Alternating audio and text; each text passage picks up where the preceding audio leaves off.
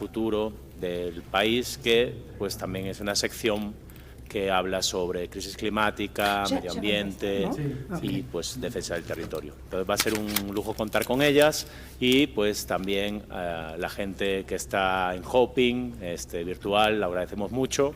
También van a tener esta charla en streaming y después ya Ale, que volverá de maestra de ceremonias, les contará un poquito más. Entonces, sin más, quiero presentar y dar la bienvenida a Lorena y a Neidiña y os dejo con ellas y a disfrutar, a aprender y a preguntar también. Gracias.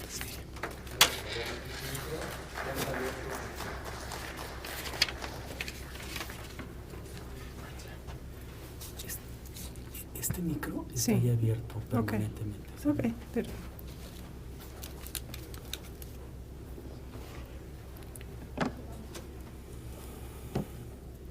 Hola, muy buenas tardes a todos. Muchísimas gracias por estar aquí con Neidiña y conmigo.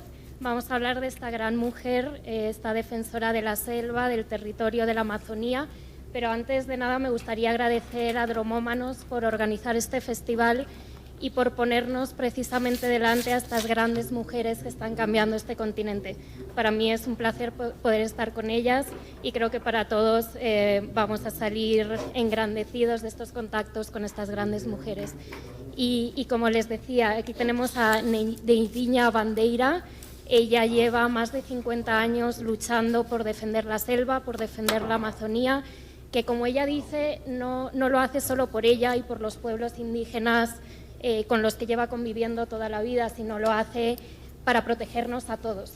Brasil tiene el 60% de la selva amazónica, que es un ecosistema fundamental para nuestro planeta, ¿no?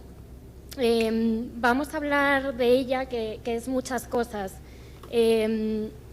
Tengo aquí algunos datos que creo que pueden ser interesantes para la conversación, para escucharle ya lo que ella nos tiene que decir. Neidiña nació y creció en la Amazonía, nació en el estado de Acre, pero ha vivido casi toda la vida en Rondônia. Su padre era seringueiro, extractor de caucho. A los 12 años se mudó a la ciudad y allí estudió. Su padre quería que sus hijos pudieran estudiar y lo hizo muy bien Neidiña, porque se graduó en Historia. También tiene una maestría en Geografía y está acabando, me confesó el otro día, un doctorado que se le está resistiendo un poco porque está haciendo una tesis sobre delimitación de territorios indígenas, que dice que no la consigue acabar porque cada vez que escribe un borrador no se siente satisfecha y comienza otro. Pero yo creo que muchos aquí pagaríamos por leer cada uno de esos borradores. Así que, Neidiña, te vamos a meter un poquito de presión porque creo que es muy necesaria esa tesis. Bueno, como os comentaba, su familia pues se fue a la ciudad, pero ella pronto volvió a la selva, que es donde siempre se ha sentido a gusto. Ella trabajó en FUNAI, la organización de defensa de los indígenas, pero salió pronto porque no estaba contenta con cómo trabajaban y fundó su propia ONG, una ONG de defensa etnoambiental que se llama Canindé. Y como decía, ha vivido prácticamente toda su vida entre dos grupos indígenas, perdón que tenía el micrófono lejos. Ha vivido entre los Urué Wauwau, que son los que están retratados en este documental El Territorio, que algunos probablemente vieron ayer en el cine Tonalá, y también empezó a formar parte de otra comunidad indígena, los Paiter Suruí, tras casarse con el cacique Almir Suruí. Y Neidiña tiene, como digo, es muchas cosas, también es madre y abuela, tiene 5 hijos, entre ellos está Chai Suruí, que es una activista muy famosa, quizás la recuerdan por su participación el año pasado en la cumbre del clima de Glasgow, en la que dio un mensaje muy potente para denunciar pues la situación en la Amazonía que despertó el odio de los bolsonaristas. Y creo que recibió pues mucho hate, como se dice en las redes sociales. Y bueno, me gustaría empezar hablando de la vida de Neidiña, pero ella me ha dicho que quiere empezar con un poema, así que adelante. Boa noite a todos Buenas e a noches a todas. todos y todas. Eu quero começar Quiero empezar pedindo licença do pidiéndoles povo permiso nativo, do al povo pueblo ancestral do nativo, al México, pueblo me dê de licença para falar em ancestral sua de terra. México para hablar en Y su tierra. Quero começar com uma Quiero poesia empezar que con diz una assim. poesía Eu que espero dice, que vocês bueno, yo espero que entendam, ustedes lo entiendan, porque não sei falar porque no sé espanhol, hablar español, mas acho que a pero tradução creo que la traducción ajudar. va a ayudar. Ela diz assim: é que eu sou índio, Yo seu soy moço. india, chico. É que eu sou índio, meu Soy nego. indio. Pintaram india, de negro todo y o pó desse tierra chão. de negro. Me plantaram Todo no el pueblo de peito ese toda a suelo, dor de me uma implantaron cruz. todo el dolor de la Arrancaram o cruz, tupã arrancaron e el tupán enfiaram y me Jesus. colocaron a Jesús. É que eu Es que yo sou índio, soy seu moço. indígena, muchacho. É que eu sou índio, meu Soy nego. indígena, mi negro. Tequila, Tequila, sapato, zapato, anel, anillo, camiseta, camisa, salário pequeno. salario pequeño. Eu sou boia fria. Yo soy comida fría, Oca hueca. é casa na beira Es la de estrada. casa a la orilla de la Sin calle, alma, sin alma, casa, sin casa, barriga vazia. barriga vacía. Hoje, Hoy, sem o gosto do sin livre el gusto de ser libre e sem y sin passado, un pasado, sem tupã sin Tupán, e sem cacique, sin cacique, mas com Deus pero con Dios e até deputado. y hasta un Isso é uma diputado. poesia Esa es una poesía amigo meu de un que já amigo mío faleceu. que ya que falleció, fala muito que habla mucho da nossa vida, de nuestra vida, atualmente. de nuestra vida hoy en día. Muchísimas Muchas por gracias. Salva de palmas. Muchas gracias, Neidinha. Es un privilegio, insisto, poder escucharte aquí. Me gustaría empezar hablando de tu vida, esta vida tan interesante como me comentabas el otro día, alguien que nació en la selva creyendo que el mundo era una gran selva. Para ti la ciudad era lo que veías en los libros con los que te educaste. Y también de los libros es de donde surgió tu activismo, ¿no? Con esos cómics del lejano oeste, Bangui Bangui, como se dice en portugués, en los que veías que los indígenas siempre tenían que morir para dejar sus tierras a los blancos. ¿Nos puedes contar un poquito de esa experiencia? ¿Cómo fue criarte en la selva y cómo surge ese activismo en ti? Eu vou começar Bueno, pelo claro, voy a museu empezar por el museo. Hoje Este hoje eu museo. passei o dia inteiro Hoy, todo el andando día aqui nesse estuve museu. por aquí, caminando por el E quando museo. eu entro, Cuando a primeira entré, casinha la que primera tem casita era igualzinha que a casinha que veo eu vivia era como la na casita floresta donde yo vivía amazônica. en la selva amazónica. Era igual. E lá vivíamos Allá livres. vivíamos libres, Livres, completamente totalmente libres, com o som das con el matas sonido de los árboles, de los pájaros.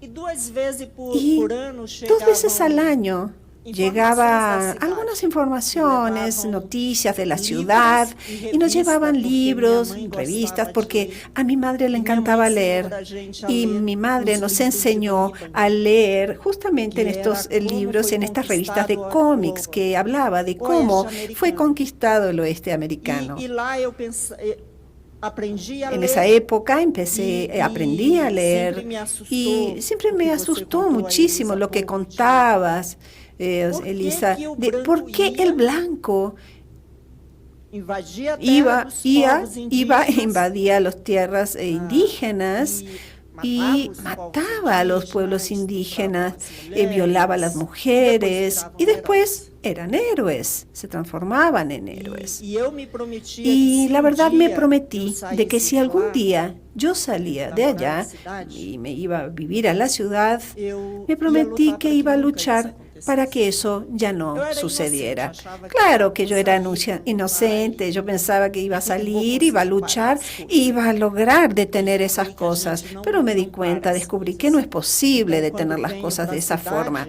Por pra lo tanto, cuando estudar, vengo a la ciudad para eu estudiar, começo toda a empiezo minha luta mi lucha, inicio con mi lucha con el teatro, en la escuela, con la poesía, con la pintura y actuando en las plazas.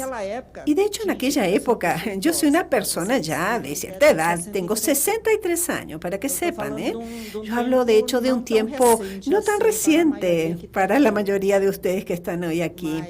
Sin embargo, en la década de los 70, en mi estado, el gobierno era una dictadura en la época y una dictadura militar, y el gobierno abrió la Amazonía para que vinieran las personas del sur y sureste de Brasil para que ocuparan la región.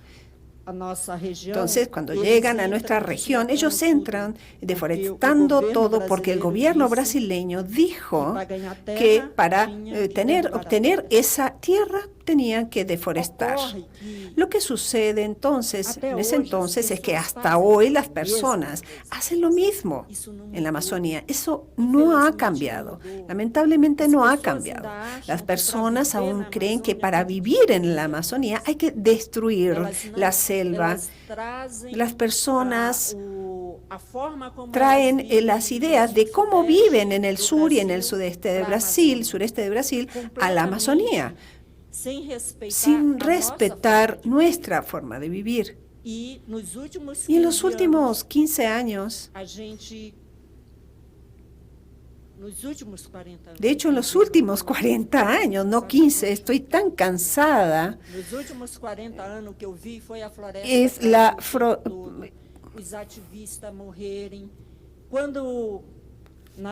cuando en la intervención anterior que las personas estaban hablando, yo pensé, yo no tengo por qué subirme ahí, porque si lo que yo voy a hablar pasa igual en Guatemala, en Nicaragua, y probablemente es lo mismo aquí en México. Porque como dije, cuando entré al museo, empecé justamente por el lado de aquí del museo y fui viendo cómo el pueblo nativo de aquí fue siendo también destruido. Sus ancestros fueron destruidos. Igualito que Brasil, igual que en la Amazonía. Las personas no solo destruyen la floresta, la selva, sino también nuestra ancestralidad. Entonces he luchado para mantener los derechos de todos los pueblos indígenas, no solo de Brasil, sino de todo el mundo, porque siempre me molestó eso, porque tuve esa enseñanza desde niños de que teníamos que luchar para mantener la floresta, la selva de pie, que teníamos que luchar para defender nuestra identidad. Pero mi padre y mi madre también me enseñaron que nosotros teníamos que luchar por la paz y por el amor. Y que eso era muy importante. Por lo tanto, yo crecí en esa lucha. No entanto, Neidinha, quando você vive na cidade, quando você conhece o ódio e a discriminação que há para os povos indígenas, você comentava de fato os outros dias que discriminavam você porque você era uma pessoa muito livre para o que a sociedade ¿Nos puedes contar cómo fue esa adaptación para una niña de 12 años que se ha criado en la Amazonía y llega a una ciudad? Bom, eu vivia na floresta, de hecho, então, en la selva, no usaba mucha ropa, de hecho, casi no teníamos ropa. Como máximo teníamos un vestidito y una ropa interior, eran grandes, de hecho, e incómodas. Y entonces no estaba muy acostumbrada a usar ropa, ni ponerme zapatos, no estaba acostumbrada a usar zapatos. Yo corría libremente por la selva y tampoco no obedecía muchas órdenes, no me gustaba, porque mi padre y mi madre nos dejaban muy libres. Cuando llego a la ciudad, el primer choque que tuve es que tienes que usar ropa. Y no puede ser cualquier ropa, ¿eh? Tienes que usar ropa que le agrada a las personas. Entonces hay un estándar de ropa. No puedes escoger el modelo que te guste porque hay una sociedad que dice que tienes que vestirte así o asado. Y también que tienes que usar zapatos.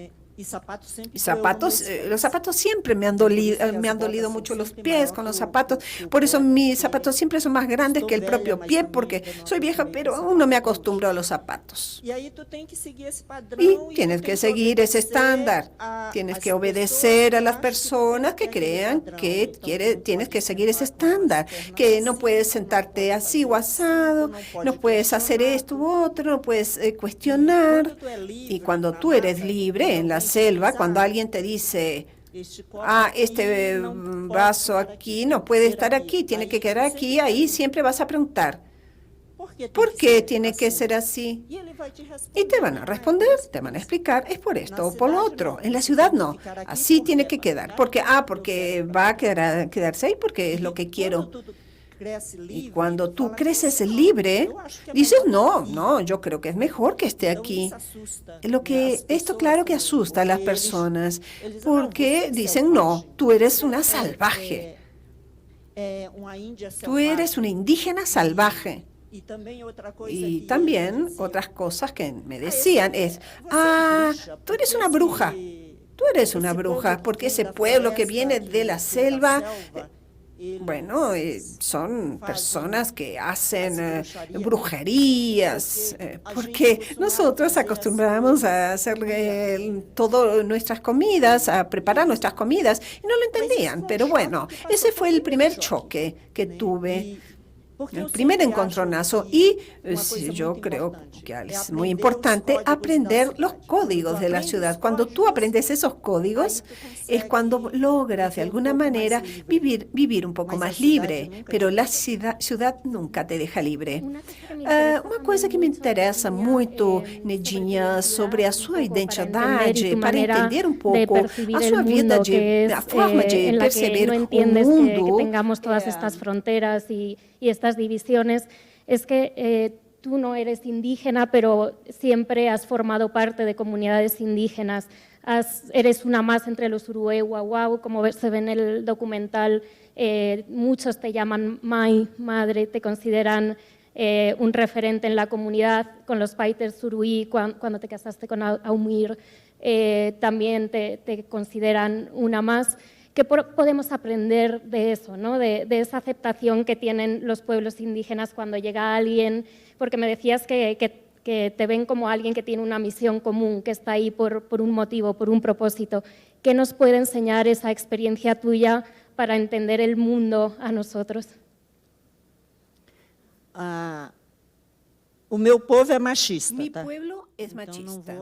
Por lo tanto, no voy a decir que no lo somos. Claro que sí, son machistas. La mujer, de hecho, tiene un papel que es el papel de educar, el papel de cuidar de las cosas, de los niños. Pero siempre me vieron como de una forma no machista, de una forma diferente, digámoslo así. Decían, tú de hecho tienes una misión para cumplir. Tú tienes algo que va a hacer que las cosas cambien. Y fui tratada así toda la vida, como una persona que tiene una misión de cambio, una misión para defender las cosas. Y nunca me sentí ni mujer ni hombre, para decir la verdad. Me siento, digamos, más como una entidad que pertenece, pero eso me dio una libertad muy grande. Estoy viendo, de hecho, ahora a mi pariente allá, las mujeres que están ahí atrás en la platea, esa es la lucha de las mujeres. Me dio mucha libertad esto como para poder llevar adelante esa lucha del respeto al derecho de las mujeres indígenas, de que las mujeres indígenas pudieran tener voz, para que las mujeres indígenas pudieran hablar. Porque a pesar de que tenemos una misión y las mujeres tienen muy claro dentro de la comunidad qué es lo que van a hacer, las mujeres terminan al final de cuentas protegiendo hoy más el territorio que los hombres. Porque claro, ellas están allá con sus hijos y son las que más sufren el impacto de la presión en el territorio. Ellas son las que corren y cuidan de los niños. Y los niños corren peligro cuando hay invasión de las tierras indígenas. Corren peligro cuando la deforestación llega, cuando les llegan las quemas o los incendios. Y ellas realmente tienen un trabajo muy, muy importante. También ellas son las que transmiten a los hijos toda la educación, todas las enseñanzas de cómo los hombres no. Los hombres tienen más el papel de la guerra, de la protección, pero ellas, las mujeres, son las que hacen muchas cosas, toda la parte de educación, y explican cómo hacer la protección del territorio también. Entonces, estoy feliz de verlas a ustedes, ahí mis parientes que están aquí presentes, y vamos a conversar sobre la lucha de las mujeres, sin duda, que para mí es lo más importante en el mundo entero, para mantener de pie el bosque, la selva y nuestra identidad viva, que a pesar de que tenemos culturas diferentes, tenemos una identidad muy, muy importante, y la idea es no poder dejar que la idea colonialista que dice que somos miscigenados, que, ¿cómo se dice miscigenado? Misóginas, mezclados. La mezcla de, sí. Mezclado es mezclado. Los mestizos. No podemos dejar que digan, que traigan la idea de que el colonizador nos puso para apagar la identidad de los pueblos indígenas en todo el mundo, para que deje prevalecer esa idea. Es súper importante que luchemos por nuestra propia identidad, por nuestros ancestros, por nuestros territorios y por nuestras culturas. Para entender Neidinha, el activismo, quería preguntarte un poco del documental de Un Territorio. Ayer comentabas que para ti era muy importante que mostrara la perspectiva indígena, ¿no? La mirada indígena, y de hecho no solamente son ustedes quienes cuentan la historia, sino también quienes la producen. Pero una cosa que me parece quizás todavía más interesante es que tú pediste que también mostrara la mirada de los invasores de la selva, y vemos que no son grandes empresarios de la agroindustria los que están ahí con grandes camiones, sino que es gente pues muy vulnerable también, gente pobre generalmente, que simplemente está ahí tratando de buscar una vida mejor con lo que cree que es la mejor manera de hacer las cosas. Pero son los que están en primera línea, y después ya van todos esos intereses económicos. ¿Por qué era importante para ti mostrar también esa otra visión de cómo se deforesta la selva y de los intereses que hay detrás? Era importante mostrar. Es muy importante mostrarlo justamente para entender que el sistema juega uno pequeño, tira uno pequeño contra otro pequeño para que el grande esté bien, porque el que gana es el grande. Por lo tanto, claro que hay una estrategia. Para quien vio un territorio, verá que los no indígenas son usados por los grandes. ¿Por qué? Porque de hecho puedes ver, no sé quién comentó anteriormente sobre la religión, ¿recuerdan? Hay un proceso de presión de las religiones fundamentalistas. Por detrás de los invasores están, claro, los grandes hacendados, los grandes empresarios, porque invadir una tierra necesita de dinero, se necesita de dinero para invadir la tierra, porque es es muy caro comprar una motosierra, es muy caro comprar combustible, es muy caro ir al área, a la región, es necesario dinero para eso. Un pobre no tiene un tractor. Entonces hay un financiamiento que se necesita para que haya una inversión en las tierras indígenas de la Amazonía, de los parques, de la reserva.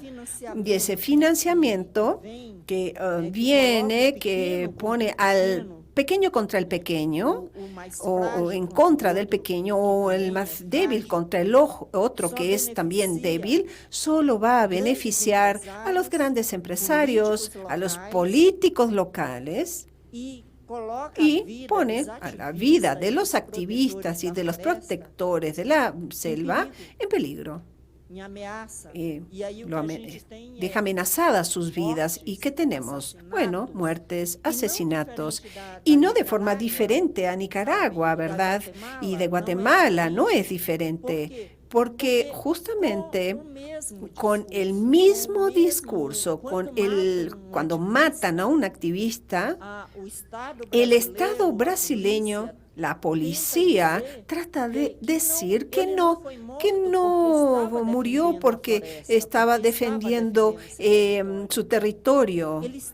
Ellos tratan siempre de crear una narrativa que dice que hace que la víctima es como que si provocara su propio asesinato, como que murió, digamos, por un tema amoroso, porque tuvo una pelea amorosa, o para quien ya vio la película, o la narrativa que se crea es que Ari fue asesinado no porque era un guardián del bosque, de la selva, sino que fue asesinado porque quien lo asesinó lo mataría de cualquier manera, porque la persona ya había matado a 10 personas.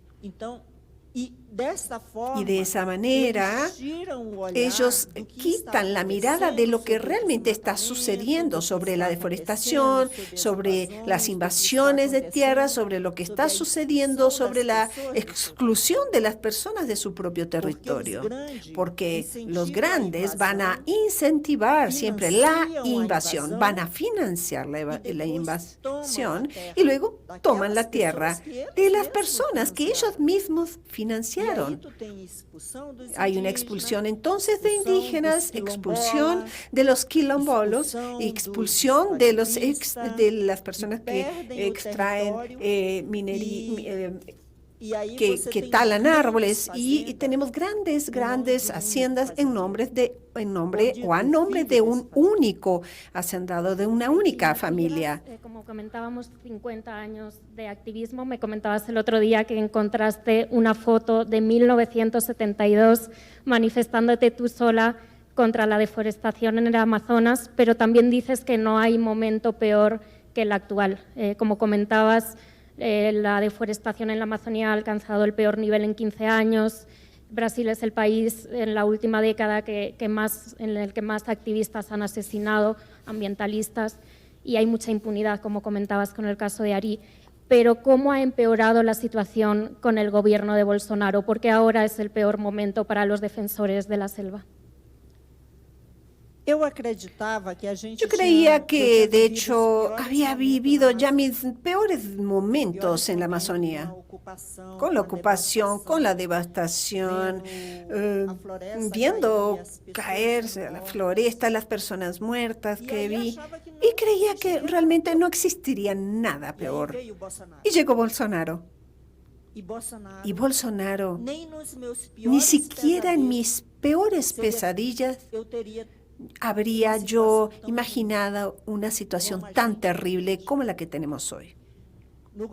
En el gobierno de Bolsonaro, la deforestación es más que en los últimos 15 años, es mayor que los últimos 15 años. En este gobierno de Bolsonaro han muerto muchos más activistas que en los últimos 15 años. Para que tengan una idea, voy a referirme a 2 casos. Uno, que ustedes lo conocen bien porque salió en toda la prensa internacional, que fue la muerte de Bruno y Don Philip. Desde que sus cuerpos fueron encontrados, el gobierno vetó todo el tiempo, quiso decir que no era porque estaban haciendo algún trabajo de defensa, de denuncia. Trataron todo el tiempo de decir que ellos llegaron ahí y no se dieron cuenta de lo que estaba sucediendo, o sea, culpando a Bruno y a Dom Philip por estar allá y no reconociendo que los dos, claro, eran defensores de los derechos humanos y defensores de la Amazonía. Recientemente,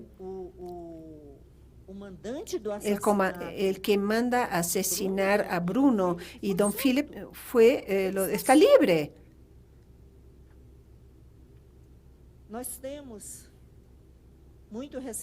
Recientemente, hace 2 meses atrás, tuvimos la muerte del último indígena de un pueblo, que fue asesinado. No solo el pueblo fue asesinado, sino que quedó uno vivo, y él estaba defendiendo, estaba justamente protegiendo el órgano de protección de los indígenas. Era el indio do buraco, indio del hueco, porque él hacía huecos en el suelo, como por ejemplo como trampas ahí para esconderse, y hace 2 meses que fallece y su cuerpo no fue sepultado aún. 2 meses después. ¿Y por qué su cuerpo no fue sepultado? ¿Por qué no se respeta a un muerto? Creo, y espero que estar equivocada, sinceramente, pero creo que eso sucede porque le interesa al gobierno que la tierra de ese pueblo sea entregada a hacendados. Y nosotros del movimiento indígena y del movimiento socioambiental estamos luchando para que aquella tierra, para que sea enterrado en su tierra y para que aquella tierra sea transformada en una reserva en memoria de aquel pueblo que sufrió genocidio. Estamos en esa lucha. Lamentablemente, en el gobierno de Bolsonaro, en los 4 años de su gobierno, él nunca ha respetado a los pueblos indígenas. Él no demarcó ni siquiera una de las tierras indígenas. Y él dice que no va a hacer la demarcación. Y su gobierno hace campañas para abrir las tierras indígenas para la minería, para dar la tierra indígena, para ser rentada, para abrirla para la plantación de soya. Y la verdad es que creo que eso tiene mucho que ver con querer tomar la tierra de los indígenas.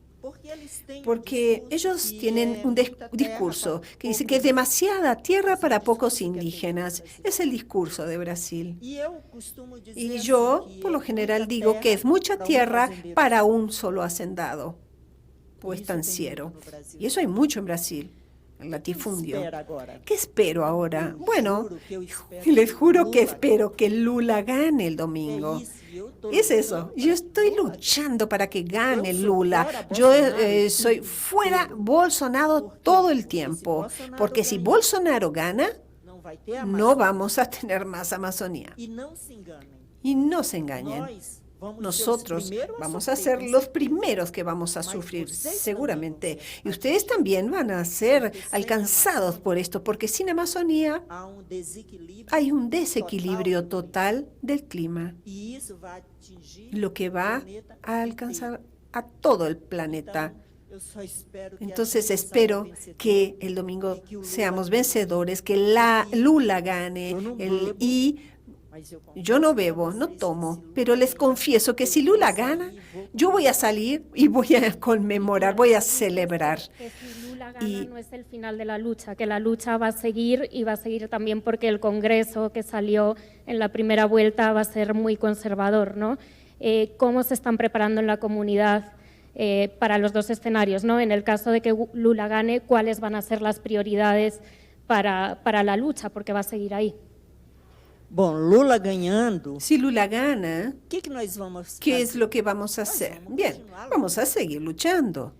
En Brasil tenemos un Congreso que fue electo que la mayoría es antiindígena. Claro que nos va a necesitar Lula. Si Lula gana, no significa que no vamos a seguir luchando. No creemos que Lula, al ganar, vamos a tener todos nuestros derechos garantizados. Claro que no. Creemos que ganando Lula, sí, tenemos condiciones para conversar, condiciones para negociar. Vamos a tener condiciones para poner en la mesa que nosotros queremos la demarcación de los territorios, delimitación, que queremos mejorías en la salud, en la educación, mejoría en el desarrollo sostenible, sustentable de las aldeas, el fortalecimiento de nuestra cultura.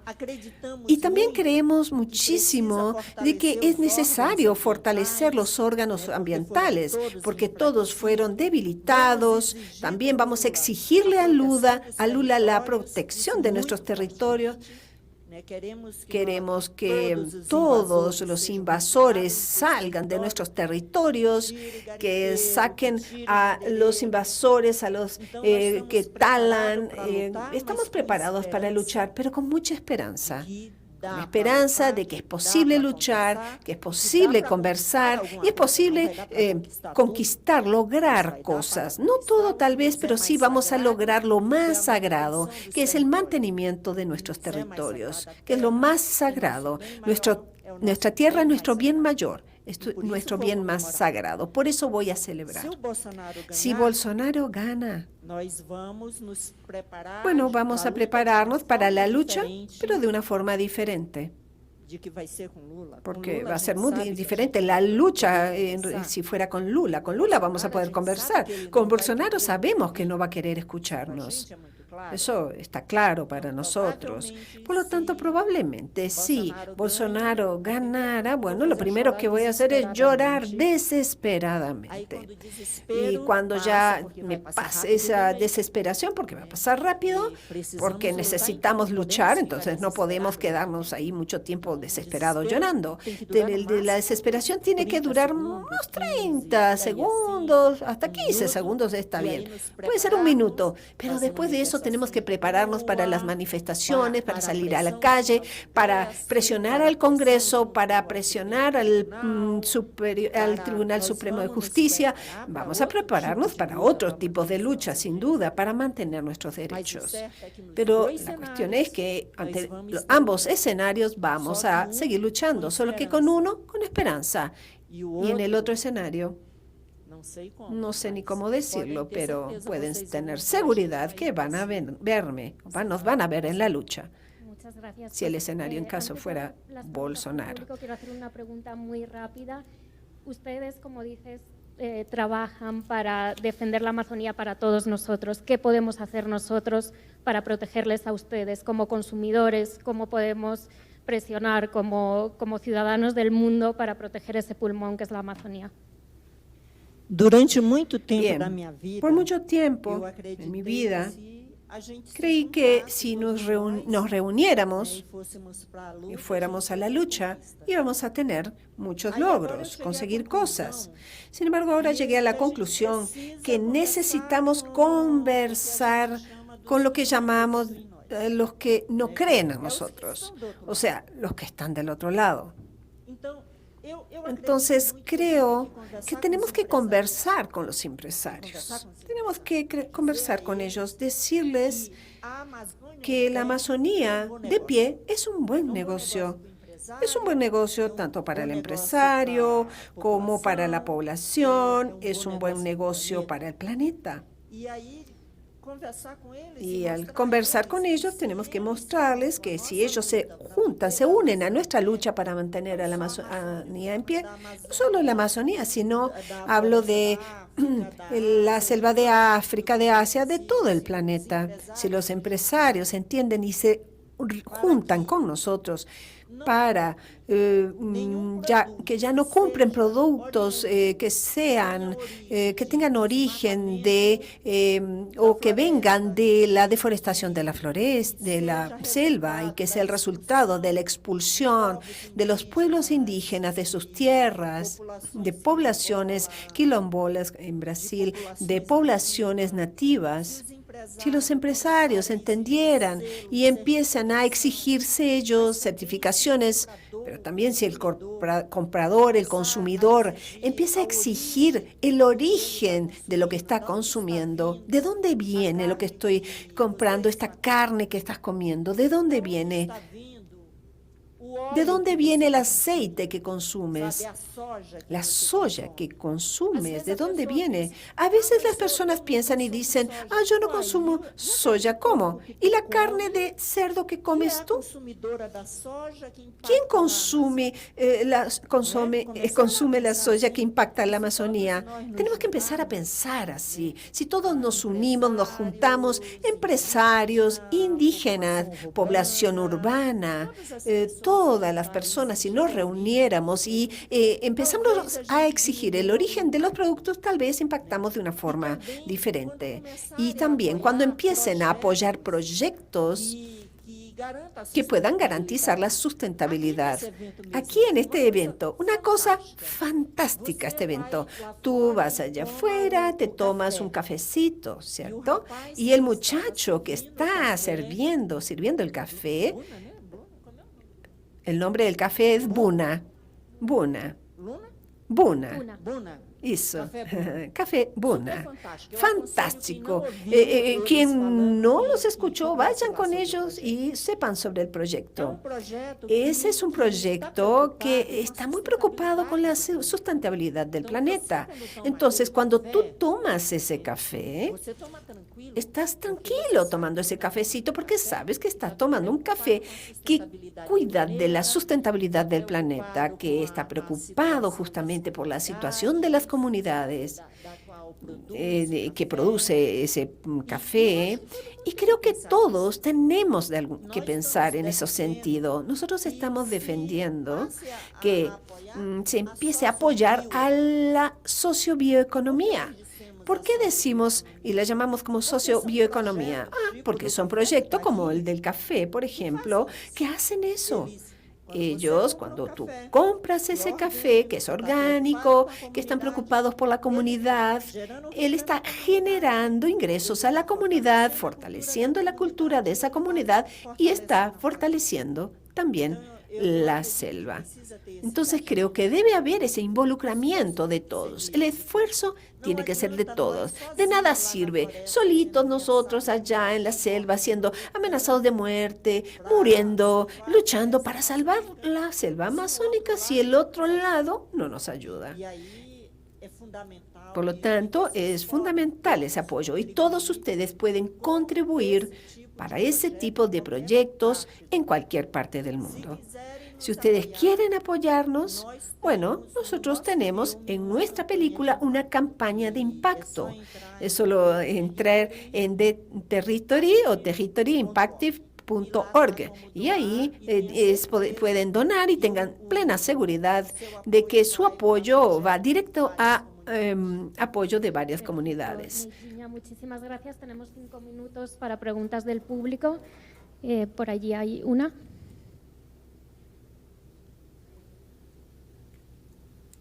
Hola, Neidiña. Mi nombre es Emiliana, yo vengo de Venezuela. Nosotros tenemos una parte de la Amazonia que en este momento está siendo deforestada a la mayor velocidad de cualquier otra parte de América Latina. Es un área con una biodiversidad entre las quintas más grandes del mundo. Gracias a la minería ilegal se están violentando los derechos humanos de las comunidades indígenas, están envenenando y destrozando la selva amazónica. Es un lugar muy remoto en mi país, donde la gran mayoría de la población jamás se va a acercar, porque la mayoría del país vive en la costa. Es decir, para el ciudadano común venezolano es algo muy lejano, muy remoto, difícilmente… Despacito. Perdón. Devagar, por favor. Disculpa. Perdón, es que los venezolanos hablamos muy Os rápido. venezuelanos falamos muito rápido. Deforestação na Amazônia da Venezuela. Está muito longe. Mi pregunta es, en Venezuela uno de los problemas que tenemos es que el venezolano común no conoce la selva porque nunca ha estado ahí, porque queda muy lejos de los centros poblados y por ende no siente que el problema de la deforestación es algo que les afecta personalmente.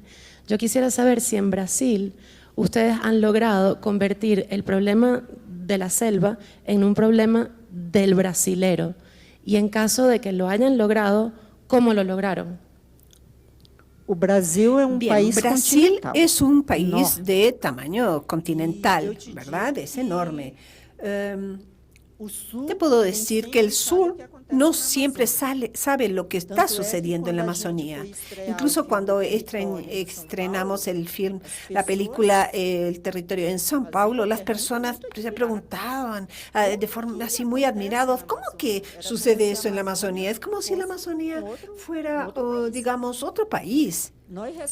De hecho, recibimos en Brasil, en Rondônia, en el estado de Rondônia, a pueblos indígenas venezolanos que están huyendo de Venezuela por la situación que están pasando. Nosotros todo el tiempo luchamos.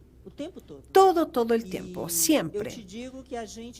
Te puedo comentar que tenemos cierto éxito en algunos proyectos que ejecutamos. ¿Pero por qué? Bueno, porque hemos buscado aliados, muchas alianzas hemos creado. Y en nuestra lucha, cuando estamos muy desesperados y no vemos mucha salida, bueno, lo que hacemos es recurrir a la prensa. Y es un consejo que les doy, porque la prensa internacional ayuda muchísimo. En nuestro caso nos ayuda mucho. Y claro, eso da visibilidad a los problemas. Nosotros, de hecho, solo logramos que el asesino de Ari lo llevaran preso justamente por la prensa internacional y por la película también. La película fue fundamental para que eso pudiera suceder. Presionó muchísimo la película. Y creo que la película es un gran éxito nuestro. Y les aconsejo, y así como a otras comunidades, a que puedan poner en su historia visible, hacer visible su historia. La película y la prensa nos da visibilidad. Porque, de hecho, muchas veces, cuando no tienes visibilidad ninguna, el gobierno va a hacer lo que quiera. Los invasores van a hacer lo que quieran. En Rondônia, el gobierno y la Asamblea Legislativa del Estado votaron para terminar con 10 reservas, para acabar con 10 reservas ambientales. Y mi organización, junto a otras organizaciones, así como el Ministerio Público, entramos de hecho con la microcuris a la justicia y ganamos la causa.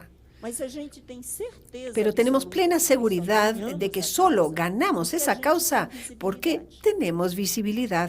Si fuera cualquier otro que no tuviera ningún tipo de visibilidad, ni siquiera hubiera entrado con microcuri. Les aconsejo asesoría jurídica, es muy importante,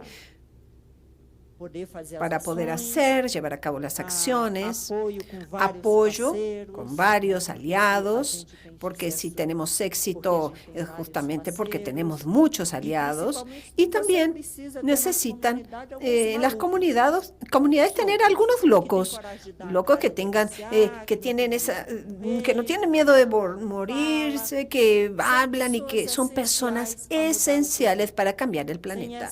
Sin esos locos, sin esas personas, no vamos a cambiar muchas cosas. Gracias, nos da tiempo para una pregunta más, por ahí hay una. Gracias.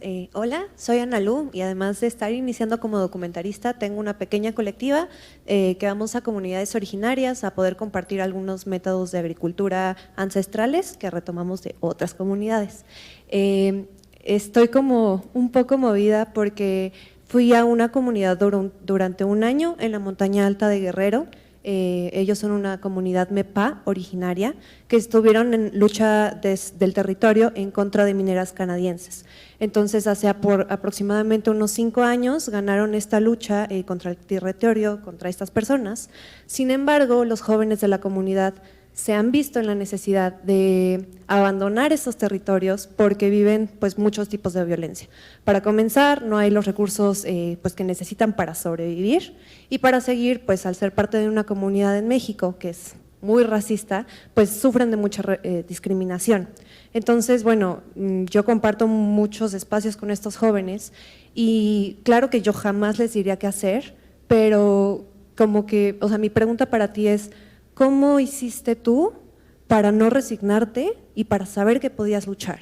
¿Y qué es lo que puede pasar para que los jóvenes sepan que pueden luchar y que no solo se tienen que resignar a lo que está sucediendo? Gracias.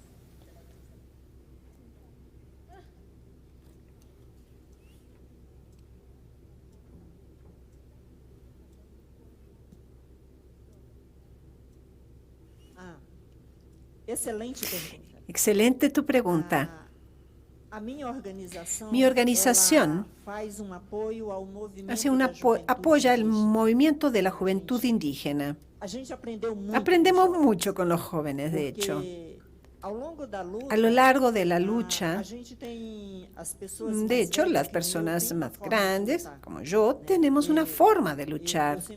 Siempre digo que defiendo el diálogo, pero también hay un momento que no, el diálogo no es suficiente y bueno, vamos a la línea del frente y que pase lo que tenga que pasar.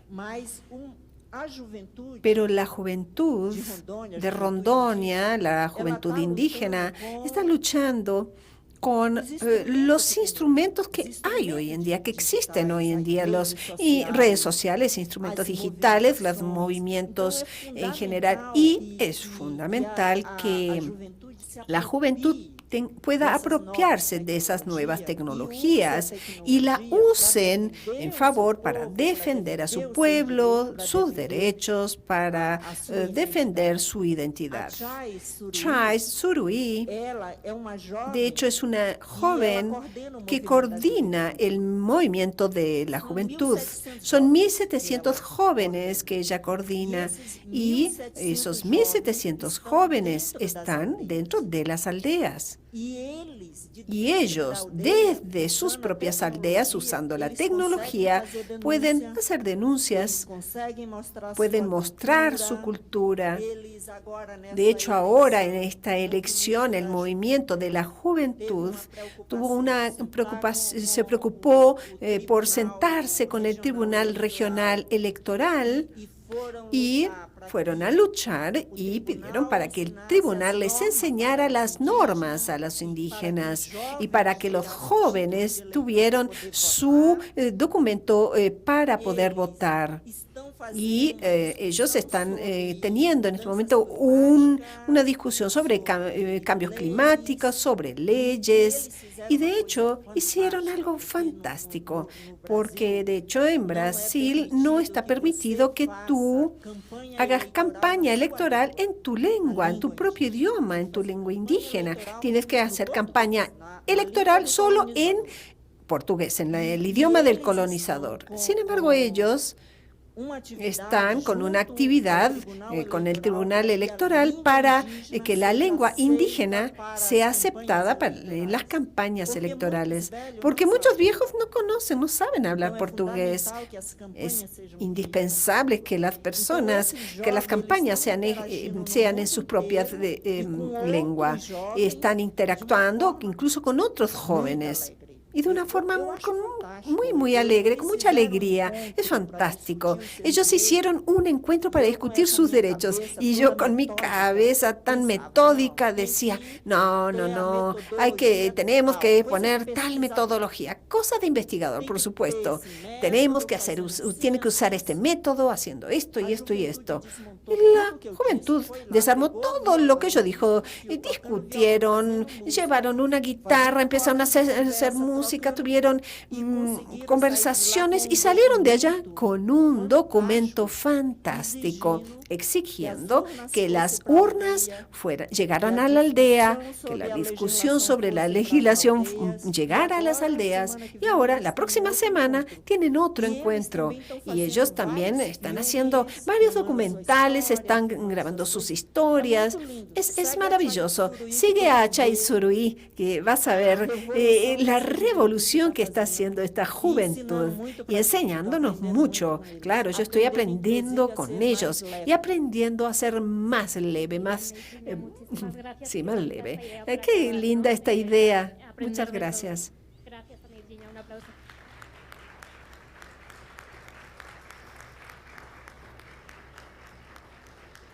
E até chuté. Hasta chuté.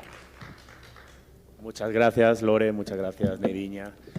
Bueno, Ale de titular prometía que íbamos a tener a mujeres increíbles, luchadoras, que cambiaban cosas, y espero que como los buenos periodistas estemos cumpliendo esa promesa. Nos queda una charla más que dará otra mujer increíble, Cassandra Frederick. Vamos a tener 20 minutos de receso, aquí los que estamos en el Museo de Antropología, y en Hoping, en el virtual, sigue Marta Martínez, nuestra increíble host, a la que agradecemos muchísimo que se esté echando toda esta tarde, y va a estar Andrea Isiu, defensora del territorio de guatemalteca, también para que se pueda seguir la conversación. Volvemos en 20 minutos. Les recuerdo que la siguiente charla será en inglés. Tienen ahí los aparatos para traducir para quien quiera. Y descansen un poquito, refrigérense y nos vemos, por favor, puntuales para, como vamos un poquito retrasados, ya que cada quien después se puede ir a reflexionar sobre todas estas cosas a su casa, o a tomar una chela o a cenar rico. Muchas gracias.